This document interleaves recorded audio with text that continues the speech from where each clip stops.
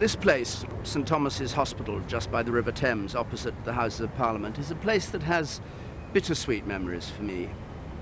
It was here that in 1965, my father, probably the best-known broadcaster ever in Britain, Richard Dimbleby, died of cancer. He'd been treated here for 5 years. He'd been treated really well, medically. But at that time, there was a terrific taboo about mentioning cancer. People didn't even say they had it. And I remember about 3 months before he died, he had to miss a program, the first program he'd had to miss in his entire career for ill health. And he decided to say that he'd got cancer publicly. And it caused a complete sensation that somebody in his position would actually talk about it. It had been such a taboo that people literally avoided the subject. Now, the medical care that he got then was obviously the best that was available at this hospital, a big London teaching hospital. It's improved hugely since with scientific advance. But what was missing was any real care for people with cancer.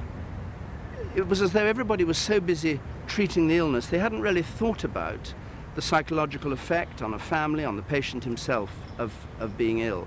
And even the sort of comfort levels were low. I remember my father turning to my mother once and saying, you know, the one thing I'd like to do for this hospital would be to give everybody here a comfortable pillow. And in a funny way, that phrase, a comfortable pillow, has been a watchword for us at Dimbleby Cancer Care ever since.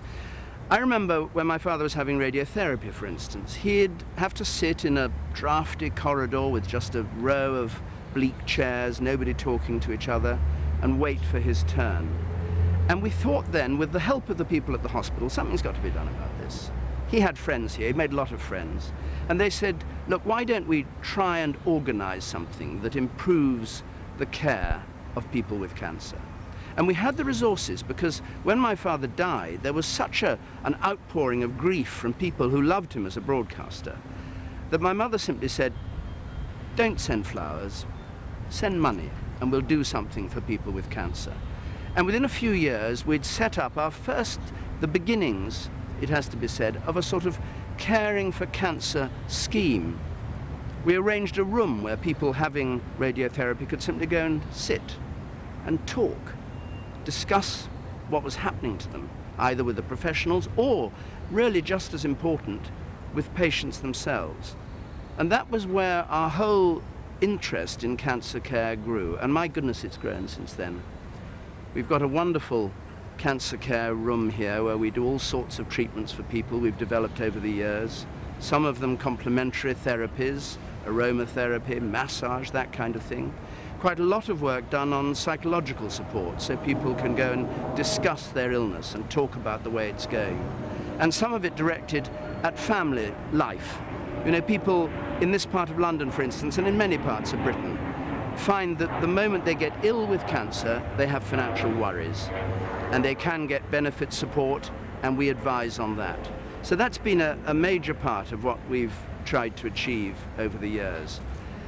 At the same time, in parallel, we've been running research into cancer, and now we have a completely new enterprise. We're spending a lot of money this year, and planning to in the future, with your help, on researching care itself. What is it that cancer patients need? People live much longer than they did 40 years ago with cancer. Many people live and die a natural death, not death from cancer at all. And those people need all kinds of support over the years that they're being treated. They're worrying about whether the cancer's going to return. They need someone to hold their hand from time to time. And even delivering that is quite complicated. You need to know what people want. It's no good just spending money willy-nilly. So what we're doing now is researching into the care that people need. And we're doing a lot of work with other organizations. We're not one of those charities that says, well, we'll do it all ourselves. We go and help. We're a small charity, we know that. We go and help and try and instigate things. I mean, for instance, at the Charing Cross Hospital, there's a new centre open for cancer care. We're providing a psychotherapist there, so people will go and talk. We're funding that for a period of years. And we plan to do the same throughout Britain, wherever there's that kind of need. As I say, we are a small charity. But you'll hear here from partly members of my family, my brother Jonathan, for instance. You'll hear from doctors, specialists, experts, and perhaps just as important, you'll hear from the patients themselves about what it is that they need. And with your help, your generosity, either through donations or just as significant through wills, we hope to develop this work until Dimbleby Cancer Care becomes a really forceful influence in the treatment of cancer and the care of people with cancer. I do hope you find what you see here interesting. Thanks very much.